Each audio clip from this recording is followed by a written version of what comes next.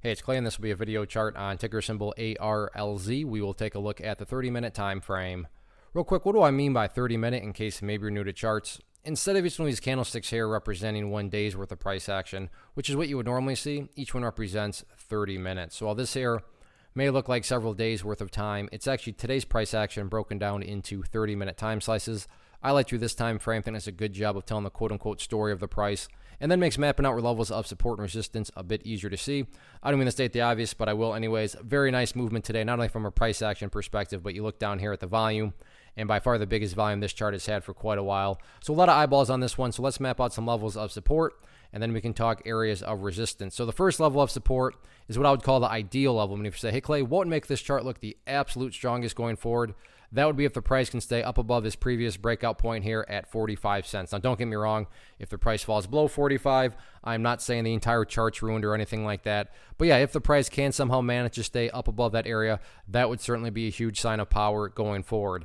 Taking a step back and looking at things from more so a big picture point of view. So this definitely assumes that you have more of a broader time horizon, but that's where the purple line comes into play right there, which is the famous 50-period simple moving average. Keyword being moving. So as time goes by, that line is going to move itself higher and higher. So a very basic yet highly effective way to judge the health of the move, that right there being defined as quote-unquote the move. Just keep an eye on that purple line. As long as the price can stay above that line, as the line itself moves higher and higher, then the bulls are in full control, full health, however you can best visualize that, no questions asked. Again, yeah, staying above 45 cents would be great, but from the grand scheme of things, as long as it's above that purple line, the bulls are in full control of the chart. Now, what about levels of resistance?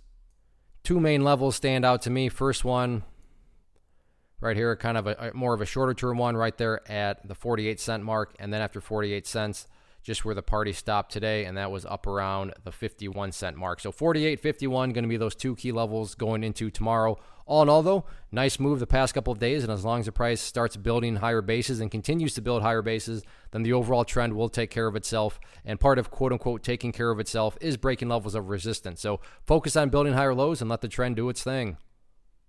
One of the biggest questions that I get is, hey Clay, how do you find the stocks that you trade? So what I've done is put together a free resource guide where I talk about the tools that I use to locate stocks that I find interesting and think may have potential. So if that sounds like something that could add value to you as a trader, then click on the image that is up on the screen right now and I will email you the guide. The guide itself is very short and to the point, and best part, it's completely free.